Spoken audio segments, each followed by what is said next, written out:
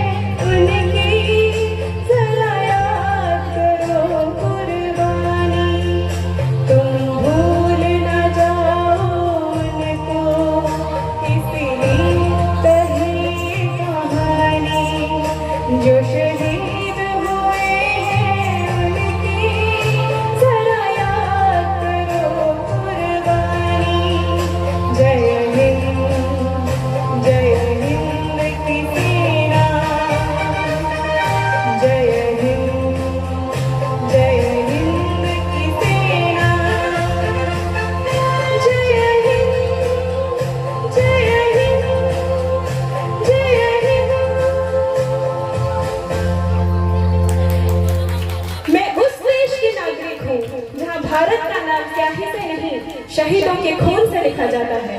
मैं उस देश की बेटी हूँ जिसके होठों में प्रेम और हाथों में प्रतिशोध का त्रिशूल होता है। तिरंगे में लिपट कर लौटना ही सपना है, क्योंकि इस मिट्टी में जन्म लिया है तो इस मिट्टी में ही मर जाना है। बोलो भारत माता की।